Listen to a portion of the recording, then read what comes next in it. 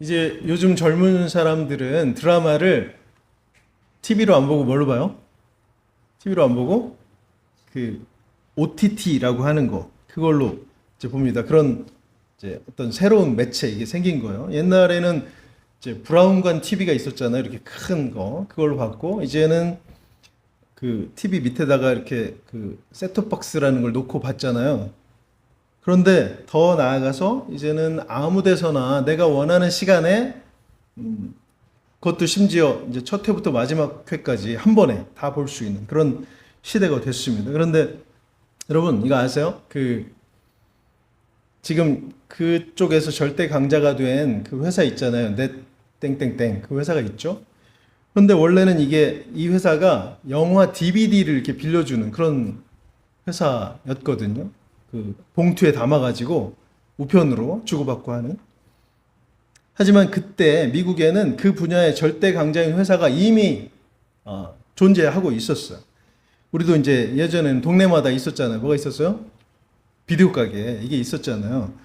내가 가서 이제 고른 다음에 빌려오고 다 보면 그 테이프를 반납하는 거죠. 만약에 못하게 되면 연체료 내고 그런 거. 그런데 어느 날 내 땡땡땡 이 회사가 사정이 어려워졌든지 그 비디오 그 회사 1등 회사 그 회사한테 우리 회사를 좀 사달라 이렇게 부탁을 했대요. 그런데 그 1등 회사는 어차피 자기네가 1등 회사니까 내 땡땡땡 회사 보고 우리는 너희들한테 관심 없어 이렇게 했다는 겁니다. 그러고 나서 이제 시간이 지나고 어떻게 됐어요?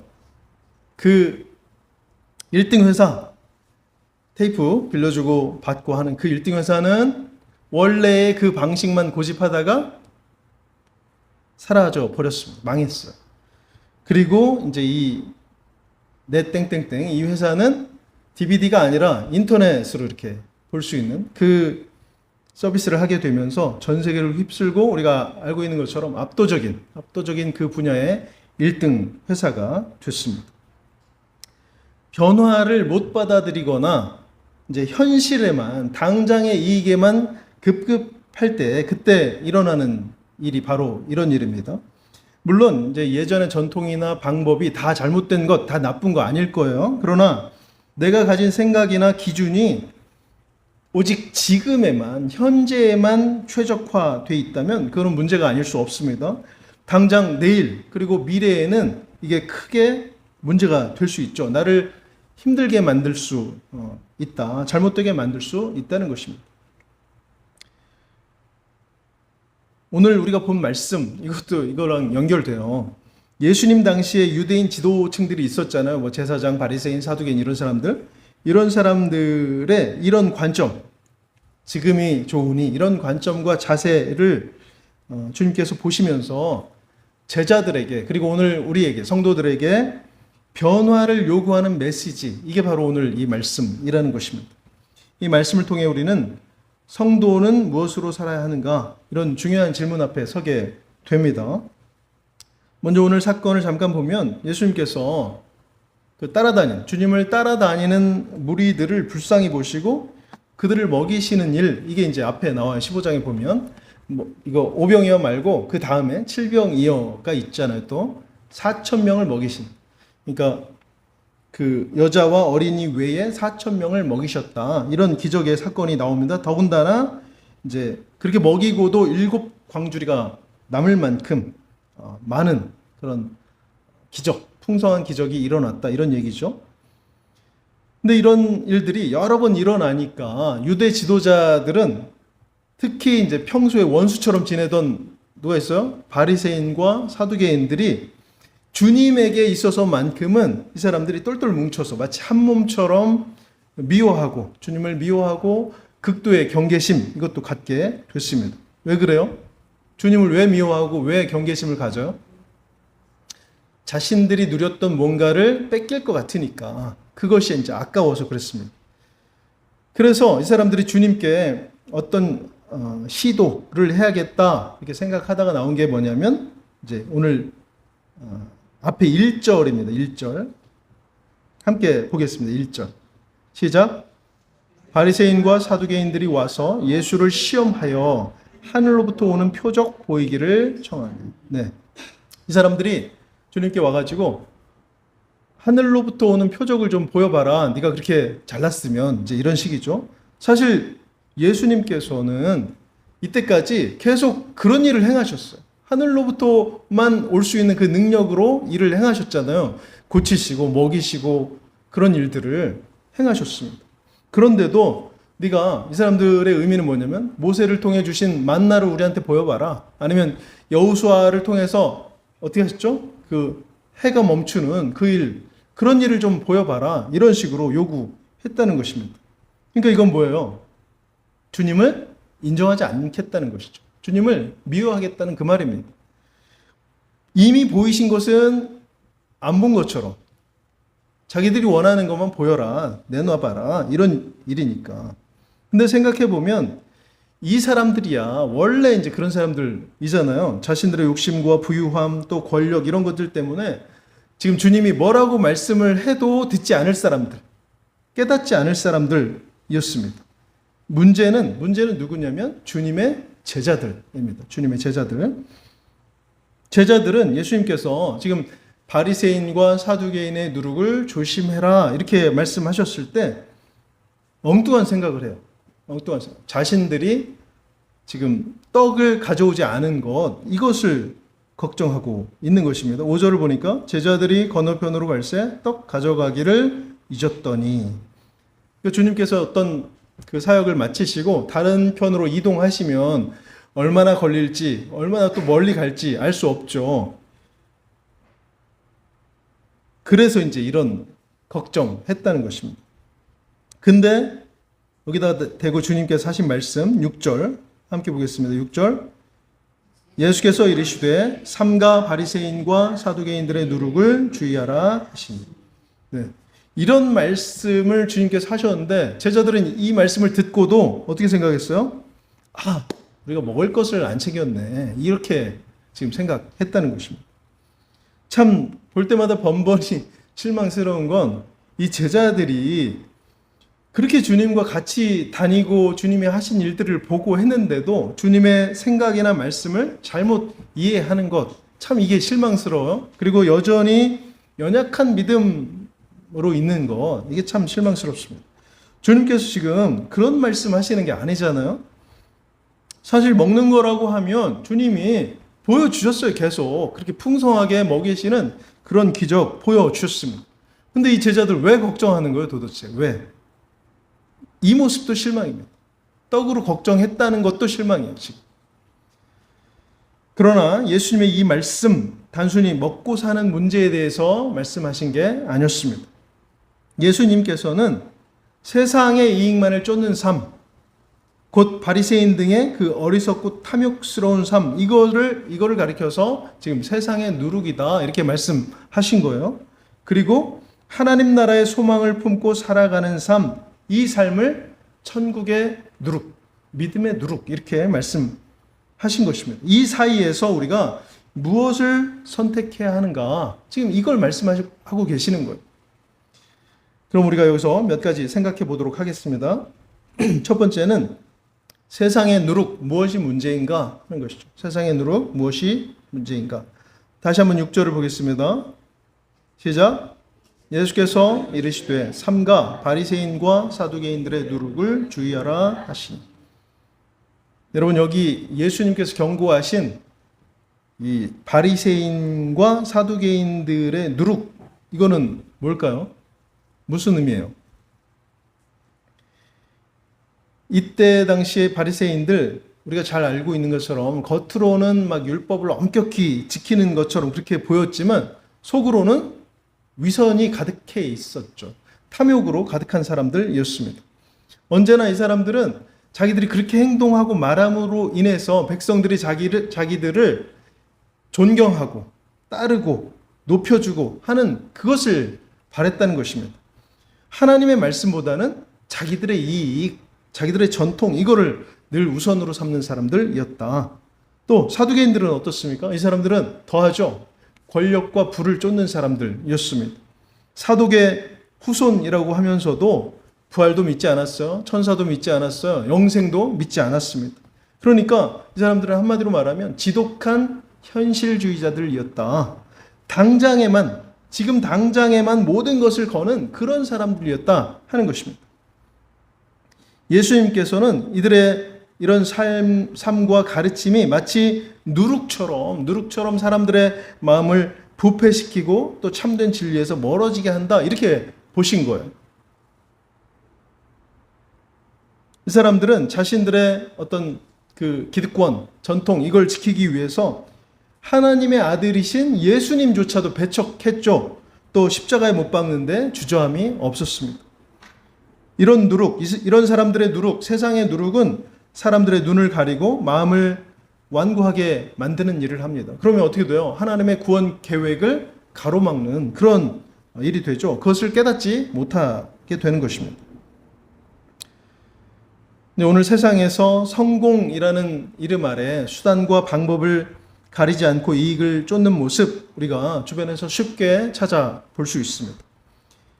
미디어들은 끊임없이 더 나은 외모를 가져라, 더 좋은 집을 소유해라, 더 좋은 차를 소유해라, 이런 식으로 늘 그렇게 해야만 행복하다고 우리한테 속삭이고 있습니다.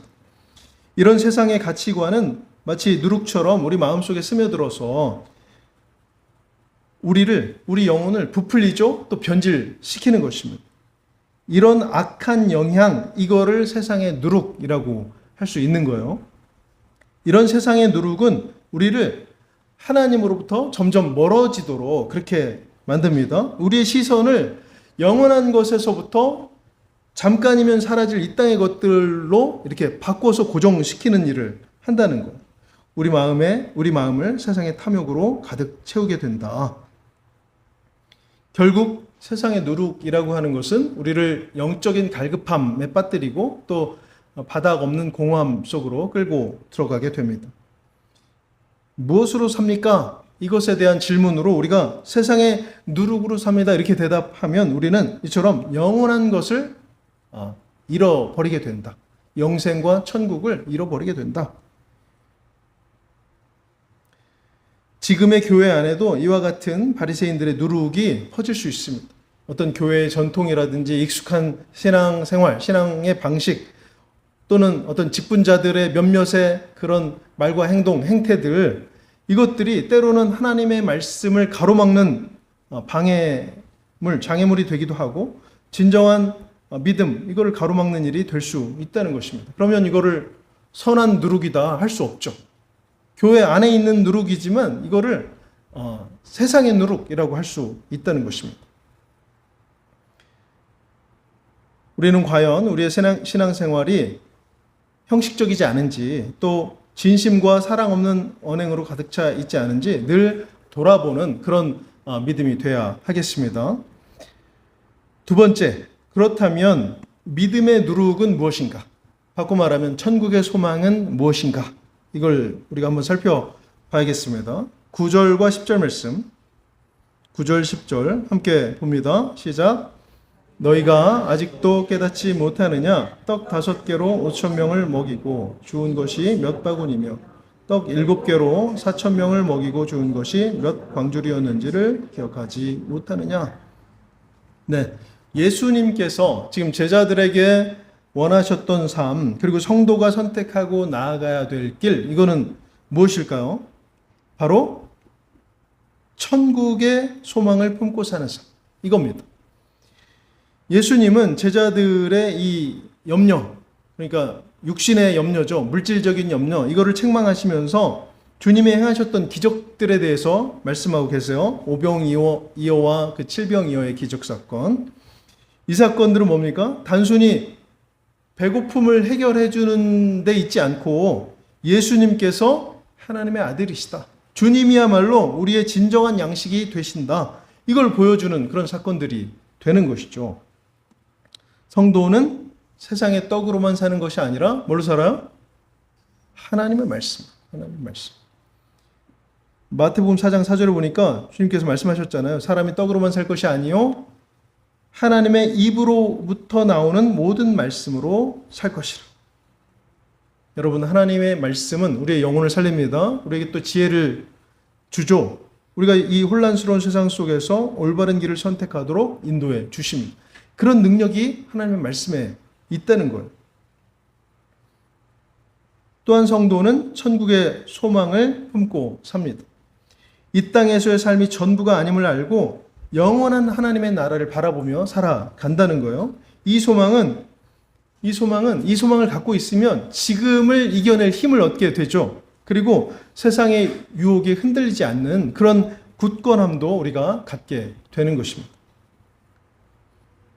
빌립보서 3장 20절 말씀. 우리의 시민권은 하늘에 있는지라 거기로부터 구원하는 자 곧 주 예수 그리스도를 기다리노니. 우리는 어디에 속해 있어? 하늘에 속한 자예요. 하늘에 속한 자. 하늘에 속한 자들은 세상의 방식이 아니라 하늘의 방식으로 살아야 하는 것입니다. 예수님께서 천국을 겨자씨에도 비유하시고 누룩에도 비유하시고 그렇게 하셨잖아요. 이제 믿음이 비록 작게 시작할지라도 온 세상을 변화시키는 엄청난 힘을 가지고 있음을 가르쳐 주신 것입니다. 복음의 누룩, 믿음의 누룩은 우리 안에 들어와서 우리의 생각과 마음을 새롭게 해주죠. 우리의 삶을 변화시켜 줍니다. 풍성하도록 만들어 주는 것입니다. 이 누룩은 교만과 이기심을 버리고 겸손과 섬김의 자세를 갖도록 우리를 바꾸어 주는 거예요. 또 이 누룩은 미움과 분노를 사랑과 용서로 바꾸고 절망에 빠진 영혼에게는 소망을 갖도록 그렇게 해 주는 것입니다. 이런 믿음의 누룩, 복음의 누룩 우리 공동체에도 필요합니다. 교회를 변화시키고 또 나아가서 세상을 변화시키는 원동력이 될 수 있는 것입니다. 진정한 복음이 선포되고 실천되는 곳에는 생명의 역사가 일어나죠. 또 소외된 자들이 회복됩니다. 하나님의 공의와 사랑이 실현되는 것입니다. 우리는 이 누룩, 이런 믿음의 누룩을 우리 안에 품고 우리의 삶을 통해서 세상으로 흘려보낼 수 있어야 되겠습니다. 이걸 바로 선한 영향력이라고 하는 것이죠. 믿음의 누룩이 선한 영향력이다. 그러면 마지막으로 세 번째, 성도는 무엇으로 살아야 하는가? 이걸 우리가 알아야 되겠습니다. 성도는 무엇으로 살아야 하는가? 12절 말씀. 12절 함께 보겠습니다. 그제서야 제자들이 떡의 누룩이 아니요 바리새인과 사두개인들의 교훈을 삼가라고 말씀하신 줄을 깨달으니라. 네.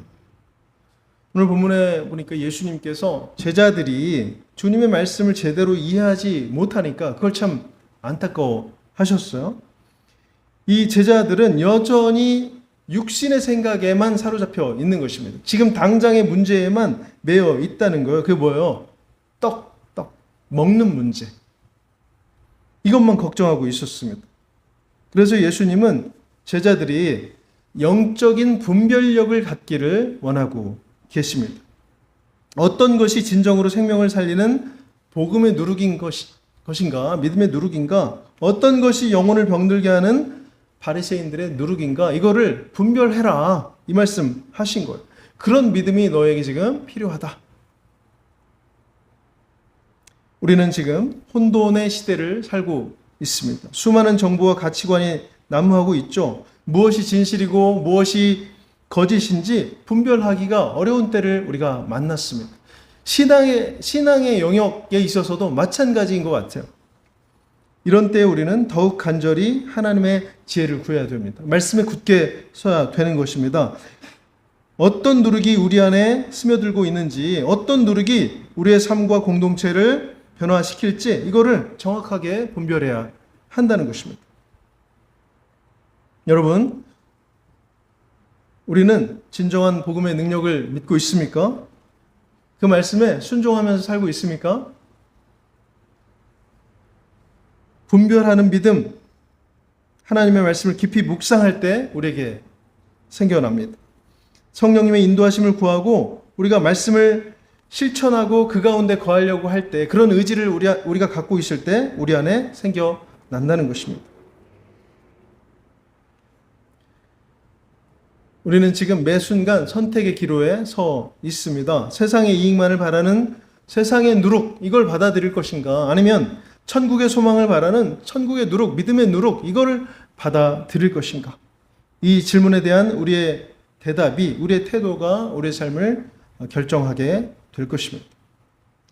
그러면 바른 결정을 하려면 우리가 어떻게 해야 되는가? 이거를 잠깐 보겠습니다. 세 가지인데, 첫 번째는 바른 결정을 하려면 하나님의 말씀을 가까이 해야 한다. 이것이죠. 하나님의 말씀을 가까이 해야 된다. 하나님의 말씀을 묵상하고 그 말씀대로 살아가려고 노력하는 것, 이것이 우리에게 필요합니다. 왜냐하면 말씀은 우리를 정화시켜줘요. 깨끗하게 만들어줍니다. 그리고 우리의 시선을 하나님께로 향하도록 그렇게 만들어주는 것입니다. 두 번째는 천국의 소망을 굳게 붙들어야 한다. 이것이죠. 이 땅의 삶은 우리가 머리로는 계속 말하잖아요. 잠시 지나가는 것이다. 나그네의 길이다. 영원한 하나님의 나라를 소망하며 살아가야 된다. 알고 있어요. 그런데 어느새 우리가 자꾸만 세상으로 우리의 시선이 돌아가는 거잖아요. 여러분, 우리의 보물이 하늘에 있음을 알아야 됩니다. 세상의 유혹은 더 이상 우리를 지배하지 못하게 되는 것이죠. 우리가 그런 마음을 갖고 있을 때, 천국의 소망을 붙들고 있을 때. 세 번째, 바른 결정을 하려면 어떻게 살아야 되는가? 예수 그리스도를 따라 사는 그런 삶을 살아야 된다. 오늘 말씀 가운데서도 알 수 있지만 예수님께서야말로 우리의 진정한 양식이 되십니다. 영의 양식이 되신다 하는 겁니다. 생명의 근원이 되시는 분이 우리 주님이세요. 주님의 가르침을 따라서 우리가 사랑하고 섬기고 또 희생하는 삶을 그렇게 살아가려고 할 때 우리가 세상의 누룩에서 벗어나게 되죠. 믿음의 누룩이 우리에게 들어온다는 것입니다. 성도는 물질적인 풍요함 이것이나 아니면 세상적인 성공으로 사는 삶이 아닙니다. 성도는 하나님의 말씀으로 살고 천국의 소망으로 살고 오직 예수 그리스도를 따라 사는 것입니다. 이것이 바로 우리가 이 땅에서 거룩한 삶을 살며 궁극적으로 하나님 나라에 이룰 수 있는 유일한 길이 된다. 이 사실 우리가 믿어야 되죠. 우리 마음에 확신으로 가져야 되는 것입니다. 누가복음 13장 20절 21절 말씀 제가 봉독합니다. 또 이르시되 내가 하나님의 나라를 무엇으로 비교할까? 마치 여자가 가루 서말 속에 갖다 넣어 전부 부풀게 한 누룩과 같으니라 하셨더라. 네, 여기도 누룩이 나오는데 아까 앞에서 나온 바리새인들의 누룩과는 정반대의 누룩이잖아요. 우리의 믿음 아직도 연약할 수 있습니다. 그러나 중요한 건 뭐냐면 우리가 무엇을 바라보고 무엇을 쫓아 살아갈 것인가 이것입니다. 세상의 욕심을 버리고 오직 예수 그리스도를 붙드는 그런 참된 소망을 붙드는 그런 삶을 우리가 살아야 할 때가 됐습니다. 우리의 시선을 이 땅의 것에 고정하지 말고 오직 하늘에 계신 하나님께로 향하길 바랍니다. 예수님의 말씀처럼 먼저 그의 나라와 그의 의를 구하는 삶, 이런 삶을 살아갈 때 우리는 우리의 모든 필요를 채워주시는 하나님을 만나게 될 것입니다. 경험하게 될 거예요. 그리고 그런 우리를 통해서 하나님 나라가 확장될 것이라는 확신, 이것도 갖게 될 것입니다. 여러분, 우리 주위에 아직도 이 세상의 악한 누룩, 지금 당장의 이익만을 기대하는 그런 바리새인들의 위선적인 삶 사는 불쌍한 영혼들 없습니까? 우리는 철저히 그걸 놓고 그런 삶을 내려놓고 예수님께서 주시는 참된 생명의 떡, 천국의 소망, 이거를 굳게 붙들고 살아갈 수 있기를 바랍니다. 그 믿음의 누룩, 복음의 누룩으로 많은 영혼들이 주께로 돌아오는 일에 쓰임받는 성도, 우리가 다 될 수 있기를 주님의 이름으로 간절히 축원합니다.